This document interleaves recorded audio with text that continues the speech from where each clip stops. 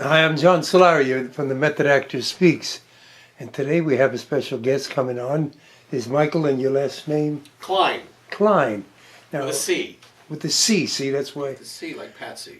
Oh, is that, and is that like, they go to michaelcline.com or? Yeah, it's actually mtcline.com. Oh. mtcline.com. Oh, so at least we know that now. Okay. Yeah. So, Michael, That's all. why did you become an actor? Why did you want to become an actor? Because I just needed to, I think, and I felt it from when I was like 6 years old. 5 or 6, and I started in theater.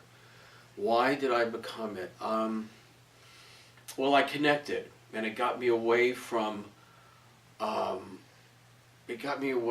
craziness of my family. It felt like home. At really 6? The first time at 6 when I was on stage. And I remember telling my parents at 9 years old that this is what I wanted to do the rest of my life, and they laughed.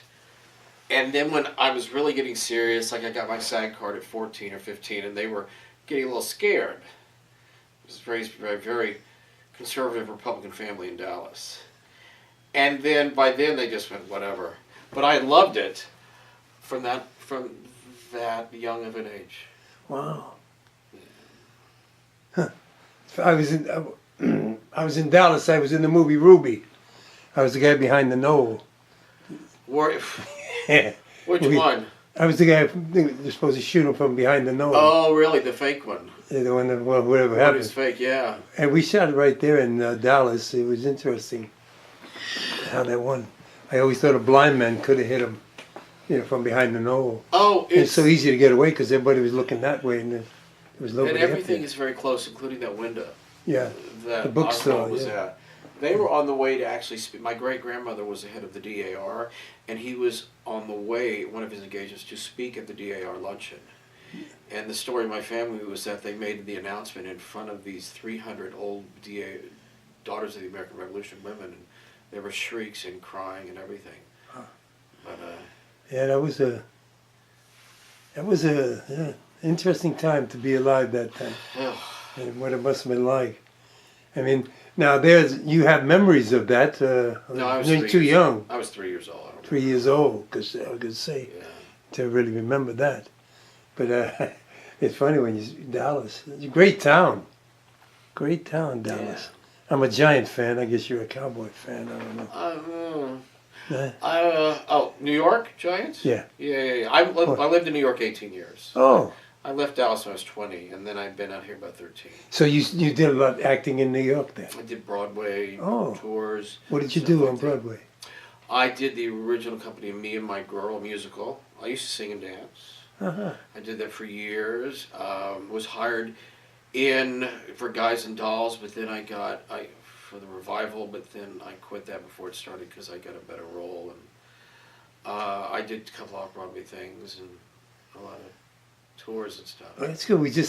I had the guest before you. We were talking about L.A. always liked New York actors because of the training, especially theater training. So I guess you went to Joe Allen's. Oh, I love Joe Allen's. Well, you'd go there. There's that new place right next door. Orso's. Orso's is great. It's upstairs, above Orso's. Oh, that people have been going for like the last 10 years. It's this little Art Deco bar that has no label. It's right above Orso's. You take the brownstone steps above it. What's it called? But anyway, everyone goes there after the shows now. That used to be his apartment. Oh, no, really? Yeah. Orso's and Joe Allen's? Joe Allen's. Oh, yeah? That was Joe Allen's apartment on the first floor there. Oh, okay. I had a friend that lived up on the second floor. Oh, okay. Joe. It's cool. There's a really cool go there when you're in New York. Were you in the time of Jimmy Ray's?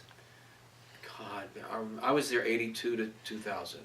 Well, 82, it was there in 82, yeah. I remember Jimmy Ray's. Yeah, it was right there in the corner of 46. Yeah. I lived in Hell's Kitchen for about 7, 8 years. Yeah, so, yeah. That's when we all went to Jimmy Ray's, and when we got paid, we had some money, we went down to Joe Allen's. Yeah. In those days. Yeah, they still have great hamburgers. Oh, always, yeah. It was always known. Well, Jimmy Ray's flops.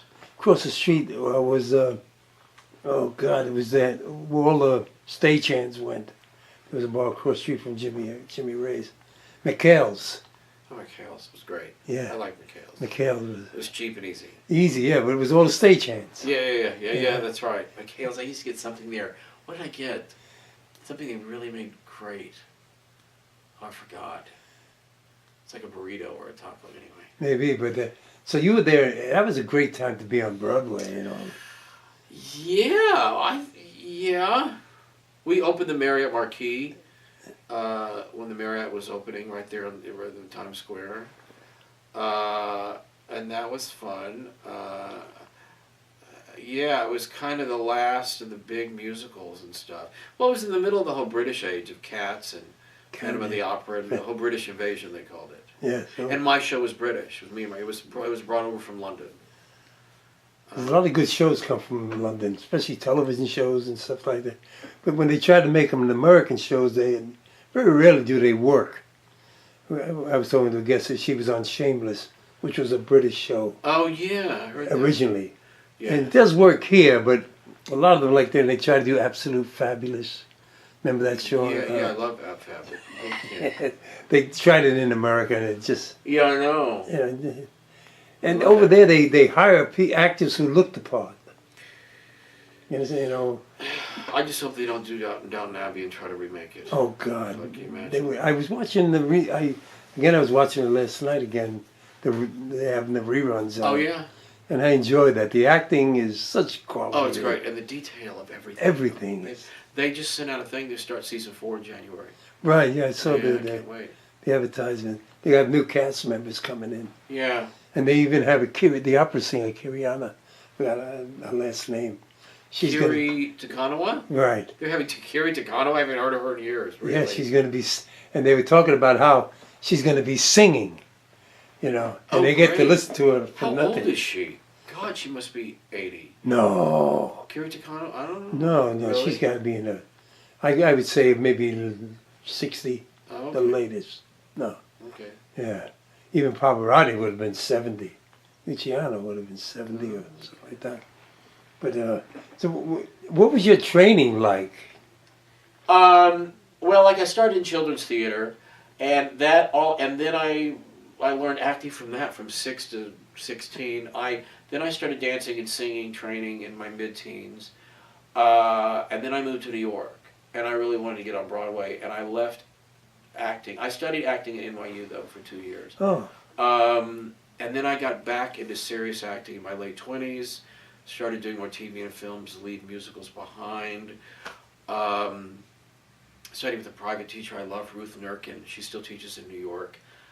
She studied at Yale and used a lot of great technique that she learned at Yale. What do you mean by what kind of technique? Well, her thing was called Technique for the Whole Body, where it wasn't just a talking head with her. And so many actors all over above, they didn't know how to connect. You know, when actors flail with their hands. And Right. She uses Alexander breathing technique in her stuff to connect your body and to really, when you're speaking and your voice, feel it everywhere and feel it deeper. That's the best way I can explain it. Through exercises. You know, we would just do sounding for an hour before we started class. Not even saying a word, just really getting away New York shit, the day shit, getting all that out, cleaning out your vessel, then being clear before you were even allowed to say one word. And then by then you were so grounded and connected. I've never seen work like that here. It was fabulous. You know, we luxuriated that kind of thing. Yeah. Not everybody gets to do that. You know, they want you to put up a scene like that. And you didn't even do scene work until months and months later, until you learned, until you were really there. Why? How are you picking up that glass or that cup? Mm-hmm. Why? Oh, don't even try to reach for it until you know exactly what that is in relationship to your scene partner or whatever. You know, little things like that.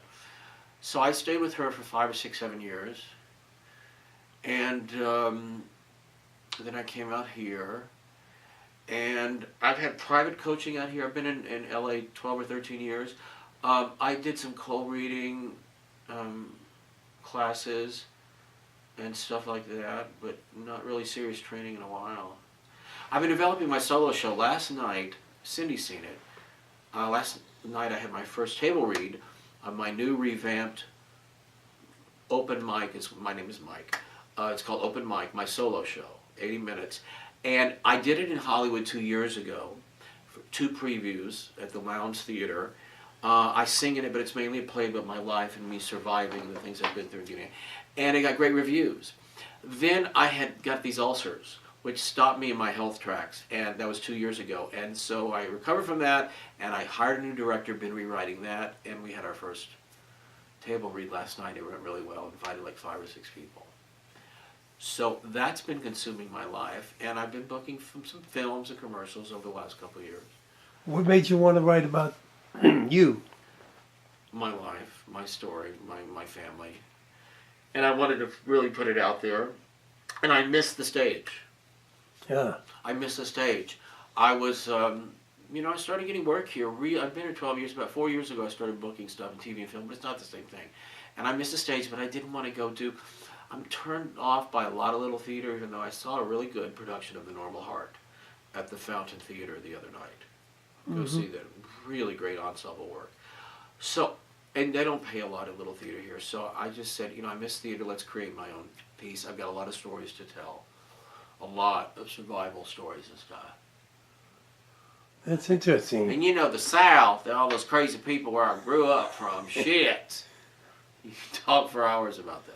I bet you could. And so where do you want to put it on? Everywhere. Everywhere? We're slowly, now we've rewritten almost everything, like I said. I'm going to get a little theater in January, invite 5 or 6 other people, take notes from directors and actors types, and then keep adding to it, and maybe get it up by March, April, May, and do a run here, because I need reviews, and I need at least I think it's 15 shows here. You'd have to do a run to get reviewed or get nominated for something. And I think it's a very universal piece, and I think I want to take it everywhere. I want to have an hour version, and I want to have the hour and 20-minute version. Now, I know Actors Studio has a writers-directors unit where they plays. If you have a play, they work on it there. A lot of good stuff. It's a play. It is a play. Well, that's what they look for. I mean, you might want to talk. It's a play with music. It's almost a musical, whereas organically you start singing at points. Right. But there's only 6 songs an hour. It's mainly we've tried to structure it as a play. Well, you might want to talk to Cindy about that. Yeah, I will. At the writers' unit. She's seen it twice. Because they do develop plays there that way, and you would think out here they would be taking in screenplays, but it's not. They only take in plays. They're very serious. Yeah. So you could really, and there's a lot of talented writers there and directors, and it's the critique.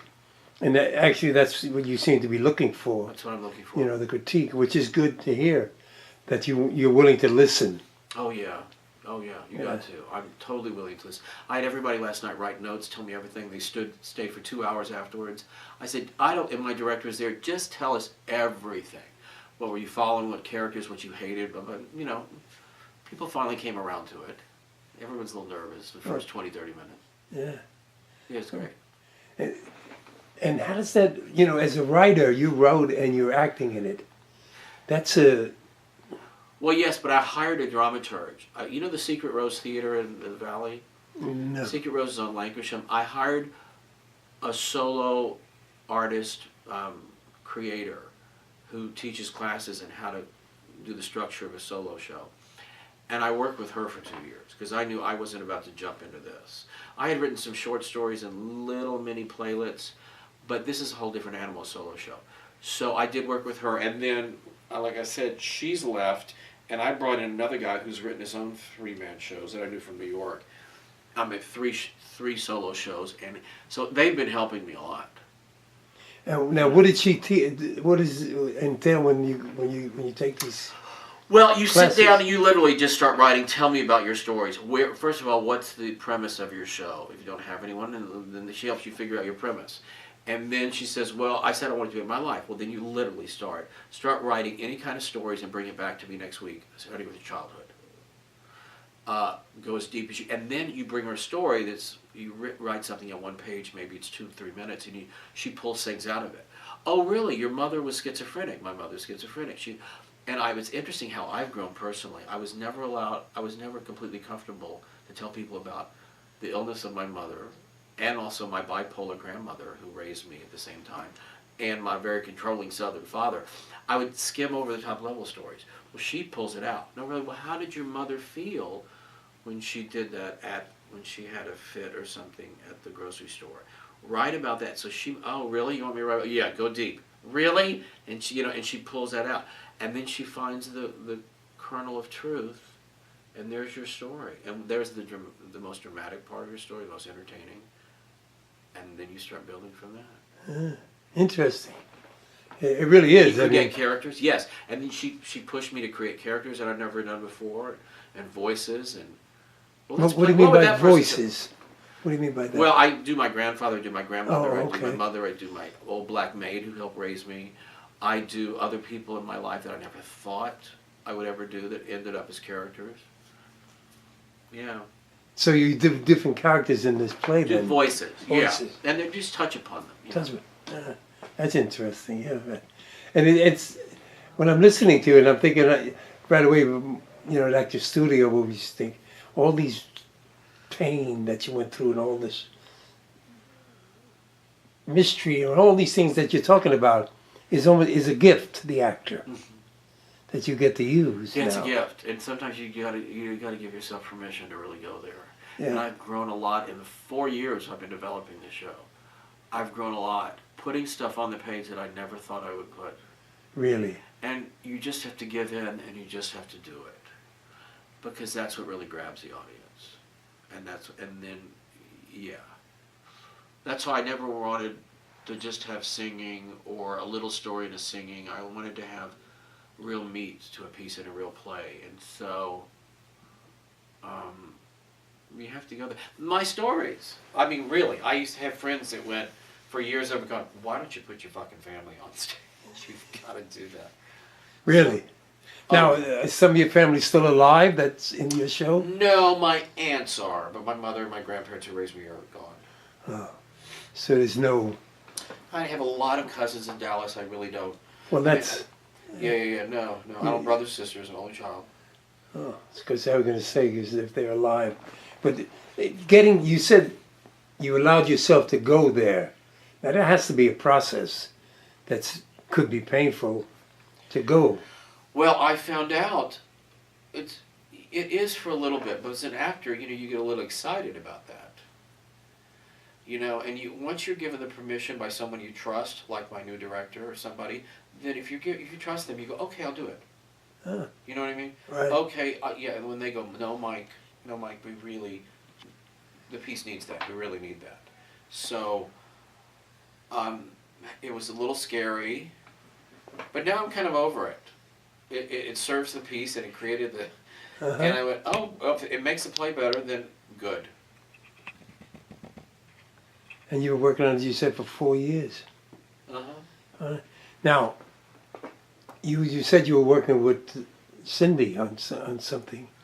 Cindy and I did scene work together, and then we did these casting director workshops, and we met at a play at the Stella Adler. We met originally like 7 or 8 years ago. We just hit it off. But Cindy's seen my piece. I'm just a stayed friend of Cindy. She's fun. She's a go-getter. She's a go-getter. She's a fun gal. If you hang out with Cindy, you're gonna do the work, and you're gonna see things. Yeah. She's very alive that way, very open. Yeah, she is. Very sweet. And as an actor, you need to be very open. How do you feel about that? Of course. Because I get a feeling this is opening you up, just one man's show, and I don't even know you. I just feel you're very private. Because I have my legs crossed here. Yeah, it is. It is. Well, I'm pretty open as an actor. I'll put it out there on stage, but telling your own personal stories, yes, that's the growth that's really come. Wow. And this is about me. Uh-huh. Eugene O'Neill didn't write this, and I'm playing a character that he wrote. No, this is, and so yeah, it's really cool. But it is like Eugene O'Neill. It's your Eugene O'Neill. It's my Eugene O'Neill, my Horton Foote, yes. Crazy Southern, that kind of thing. Right, yeah. And my stories are viable. After a while, is anybody really going to want this? Do they care about it? If you put it together right, everyone listens. They listen to every word. They care, and you can pull them in. Everybody, it's true. Everybody has a story. not only a story, everybody has a scream. Has a scream? Yeah, there's a scream in there. And that's what I hear when you put this together. Oh, it's yeah. that scream. I love that. You know? I love that. Yeah. Yeah. Because we all have a story, but it's that scream that people want to hear. I love that. Yeah. I also want to touch people, and I want to empower Well, them. There's an undercurrent theme of empowerment. If I can go through this, you can too. Well, that's hopefully, yes. That's what the main the theater is about. Is about Those giving. eyes. Yeah. And let people understand. Yeah. You know, that's why I say this, and I get that from Rachel Roberts, who committed Harry Carey in 1980. She was a great British Welsh actress. Rachel Roberts was her name, and she has a book out. They wrote a book. It's called No Bells on Sunday. She was in that movie with you'll come to me. I think it was called Saturday Sunday Morning. I think with Richard Harris and about a soccer player. But anyway, she drank rat poison. But she always said, I have that scream inside me. And that's what killed her, because she couldn't get that scream out. Oh God. You know what I'm saying? And so when you do that, and I'm listening to you, I'm saying, this guy, it's that scream that people want to hear, so they can say, I can identify with that. Yeah. Mm-hmm. I scream. Yeah, well. In the show, literally. Oh, yeah. We were talking earlier, I don't know if you ever saw The Pawnbroker with Rod Steiger. No. Well, one of the loudest screams in the world that I ever heard was from him, and no sound came out of his mouth. Yeah. If you ever watched the movie, you get it. I'll get it. What was? It was called The Pawnbroker. And the other, the lady. Rachel Roberts. Okay, I'll look them up. Oh, Rachel Roberts. All right, Steiger, I love anything he does. You know, I saw a great scream moment that so affected me, and it came from a different place in a movie, Dallas Buyers Club with Matthew McConaughey. Uh-huh. It's out now. In fact, the Golden Globes came out. I'm so happy he got nominated. It's my favorite performance of the year. He finds out in Dallas Buyers Club, it's a true story, in the 80s, that he has HIV. He's a straight guy, and he can't believe he got it. He's a rodeo guy from Dallas. And he creates this Buyers Club to get drugs in because the government wasn't creating drugs. So he starts flying to different countries and bring them back to Dallas to try to save his and other people's lives. But anyway, he drives out to the country and screams in his car when he first is diagnosed. And it comes from such a deep place, and it's a howl that you never. So that's a literal scream. It's a howl you've never heard. Yeah. He drives up this country road private. You don't even know he's going to scream a second before he screams. And I went, well, that's going to get you a nomination. Literally that one scene, and it did today. You got to go vote. Sure. And what you're saying, those scenes, and you don't know when a scream is. If I know a scream is coming, then the guy's acting. Yeah. Yeah. Indicating what he's going to do. I mean, even in life, you never know when that scream is going to come out of you or what's going to. No. And that's what makes it interesting. Yeah. Yeah, and that's why, as an actor, we have to keep that. All those pain and all those other things. You can't give it away, can you? You've got to have it right there on the surface or throw it away. Yeah. Right. You can't give. One of the best lessons I ever learned was, don't give away the gold. Never. Never give away your gold in the middle of a scene, before a scene, or even before you're doing. I don't like to tell people a lot about my show or my process when I'm doing a film, because it's diluting it. I want to keep it inside and bubbling right there. Uh-huh. You know. Well, and I just dilutes it when I start talking about that. Yeah. But it is. It's that. I can understand that. You want to. It's your secret, and I'll give it to you when I'm ready. Yeah, this is good for me because I don't like to really. I'm an actor who doesn't really talk about himself a lot. Yeah. Well, very few actors do. That's why I do this show. That's so we know who you are. That's cool. We're not looking to find out, what part you play. We want to know who you are, because that's what people want to know. How long have you been doing this? I did it years ago, but we stopped at public access. I've been doing this for a couple months back now. You did it public access first, Yeah, and they changed a lot of things. So now you have to do it and then send it to them. That's why I send it to them. I'll just do it myself, put it up on YouTube, and yeah, and it's there for people to see. Yeah. instead of going on public access for one show. Yeah. You know, I know, it's so easy. and it's much more. I find I get to know people, and we get to know you. You know, the actor, the person, and that's a lot of casting people want to know that. Oh, yeah. You know, Mm-hmm. who is this person? Coming in, and if they know your history a little bit, and they're interested, and you'll get people that want to come and see you play, hopefully, because it's all about letting people know who we are. I'm the same way. I'm sitting over here. Isn't it? Isn't it? Yeah. Yeah.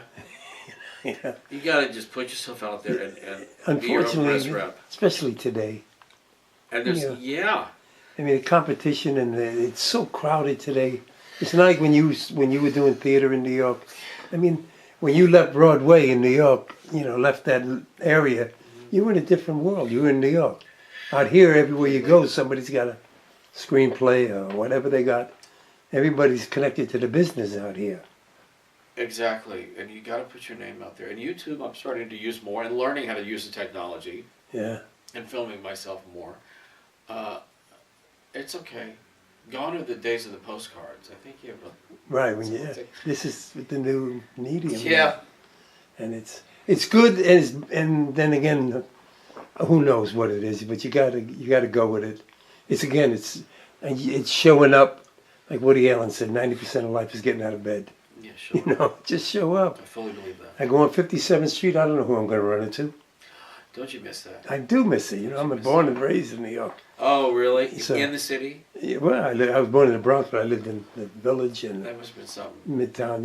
Wow. But I miss New York because it was alive. Yeah. I come to California, I find this is an appointment-only town. If you want to see somebody, you got to call them up, make an appointment. Yeah. Can we meet?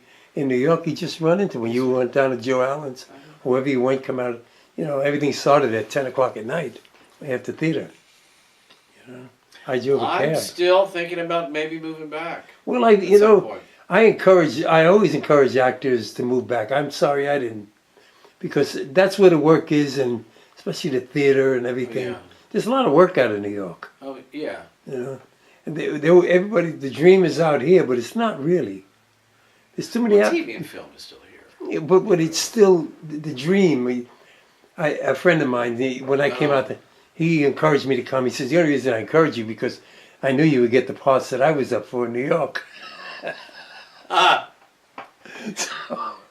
And what are you going to do? We all do what we have to do. So what are you working on now beside your one-man show? Does it have a name? Open mic. Open mic. I apologize. You did say that. Yeah. That's a great title. Thank you. We like it. I mean, it's easy to remember. Yeah, thank you. Open mic, and you are opening up. Yeah, exactly. I mean, it says a lot in all of that. Yeah. Wow. And you give your website again. I mean, it's Mike T. Cline. MikeTCline. C like Patsy. I mean, T like in Teddy? In Teddy Turner. MikeTCline.com. Okay. Well, I'll put that on the. On when I learn how I'm rebuilding it right now. In fact, it should be up in a couple of weeks. Oh, good. We're adding some new content, a new page, and stuff. But you're on Facebook and everything. I'm on Facebook. I'm on Twitter, but I barely use it. But I'm learning. Yeah, somebody wanted to Twitter me this morning. And I don't have a cell phone, so they can't Twitter me. Okay. I'm one of the few that don't have a cell phone. Wow. Yeah, that's how private I am. If you want to find me, you got to find me. But I don't know. But I'm really glad you came by and stopped and did that. That was interesting. Anything else that you're working on? You said you're working with Cindy on doing it. Cindy, Burlesque? I have a couple of films out. I have 2 shorts. I worked on 2 features this fall. A couple commercials. You have an agent or anything? Are you I'm with an agent. You want to give the name so people know who it is? Scott Stander and Associates. Okay. And yeah, I just keep plugging every day. That's all you can do, That's all Michael. I can think. Well, we're just about out of time, and I want to thank you for coming on. Thank you very much. No, really, that was great.